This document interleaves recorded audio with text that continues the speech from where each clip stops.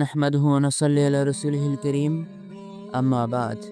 1564 সাল, ইতালির পিসা শহর। জন্ম নিল এক শিশু, যার চোখে ছিল কৌতূহলের আগুন। নাম রাখা হলো গ্যালিলিও। ছোটবেলায় অন্য বাচ্চারা খেলতো, আর গ্যালিলিও মুগ্ধ হয়ে দেখত কিভাবে দোলনা এদিক ওদিক দুলে। সে ভাবত, এই দোলনা থামে না কেন? অনেকদিন পর তিনি বনে গেলেন একজন বিজ্ঞানী। তখন গ্যালিলিও বললেন, পৃথিবী সূর্যের চারপাশে ঘোরে।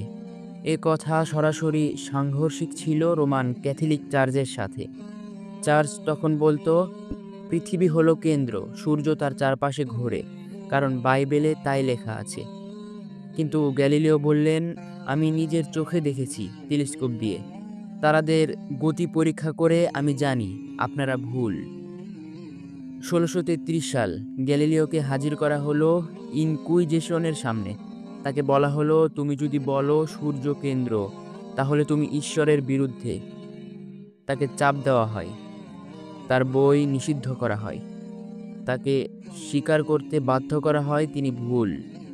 গৃহবন্দী করে রাখা হয় জীবনের শেষ দিন পর্যন্ত।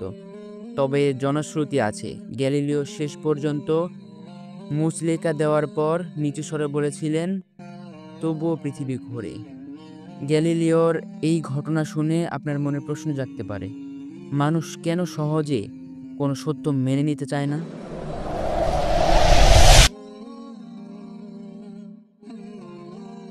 আল কোরআনে বলা হয়েছে, কখনো নয়, বরং তারা যা অর্জন করত তাই তাদের অন্তরসমূহে ঢেকে দিয়েছে। এটা সূরা মুতাফফিন, আয়াত নং 14। পাপের আধিক্য আত্মাকে এতটাই অন্ধ করে দেয় যে সে আর সত্যকে চিনতে চায় না। মানুষ নিজের চাওয়া পাওয়ার পেছনে এতটাই ছুটে, যদি সত্য তার নফসের বিপরীত হয় তবে সে সত্যকে অস্বীকার করে দেয়।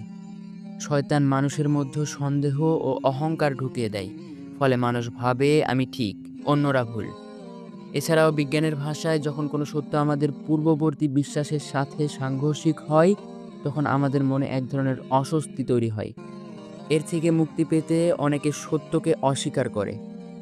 সত্য মেনে নেওয়া মানে নিজের ভুল স্বীকার করা। অনেকেই এতটা সাহসী হয় না। কনফার্মেশন বায়াস, মানুষ সচরাচর এমন তথ্য খোঁজে যা তার বিশ্বাসকে সমর্থন করে। বিপরীত সত্য দেখলে সেটাকে এড়িয়ে চলে। পরিবার, বন্ধু বা সমাজ যখন কোনো ভুলকে স্বাভাবিক করে ফেলে, তখন সেই ভুল থেকে বেরিয়ে সত্য গ্রহণ করাটা কঠিন হয়ে যায়। ইতিহাস জুড়ে সত্য বলার অপরাধে বহু নবী রাসূল, চিন্তাবিদ এবং সংস্কারককে হত্যা করা হয়েছে, কারণ তাদের সত্য কথাগুলো রাজনীতিকদের স্বার্থে আঘাত করত। অনেক সময় কোনো ধর্ম বা মতবাদ ছেড়ে সত্য গ্রহণ করার অর্থ দাঁড়ায় নিজের সংস্কৃতি, পরিবার বা জাতি ছেড়ে দেয়া। এ এক মানসিক সংগ্রাম। কেউ যদি ইসলামকে সত্য মনে করেও প্রকাশ করে, তবে সে চাকরি হারাতে পারে, পরিবার বিচ্ছিন্ন হতে পারে, এমনকি মৃত্যু ঝুঁকিতে পড়তে পারে। সত্য বললে অনেক সময় জুলুমকারী, দুর্নীতিবাজদের মুখোশ খুলে যায়, ফলে তারা চায় না কেউ সত্য উচ্চারণ করুক। কেউ ইসলামকে সত্য মেনে ফেললে তার নামাজ পড়তে হবে, হালাল হারাম মানতে হবে, সৎ জীবনযাপন করতে হবে। এই দায়িত্ব অনেকেই নিতে চায় না। সত্যের পথ কঠিন, ত্যাগ শিকারে ভরা। অনেকে ভয় পায়, এই পথ সহজ নয়। আবু জাহেল বলেছিল, আমি জানি মুহাম্মদ সত্য বলেছেন, কিন্তু কোরাইশের বনি হাশিম গোত্র যদি নবুয়ত পেয়ে যায়, তাহলে আমাদের কি থাকবে? ডক্টর জাকির নায়েক, তিনি যুক্তি ও প্রমাণ দিয়ে ইসলাম প্রচার করলেও তাকে বিভিন্ন দেশে নিষিদ্ধ করা হয়েছে, কারণ তার কথা রাজনৈতিক ও ধর্মীয় সুবিধাবাদীদের বিপদে ফেলেছিল। বহু ইউরোপীয় নও-মুসলিম স্বীকার করেছেন, তারা ইসলাম গ্রহণের পর পরিবার, বন্ধু, এমনকি চাকরিও হারিয়েছেন, তবু তারা সত্যের জন্য সব ত্যাগ করেছেন। বাংলাদেশে ইসলামপন্থীদের দমন করা হচ্ছে। ইসলামপন্থী দল ও ব্যক্তিদের রাজনীতি, মিডিয়া ও শিক্ষাক্ষেত্রে দমন করা হয়, কারণ তারা সমাজে সত্য ও ন্যায়ের আহ্বান জানায়।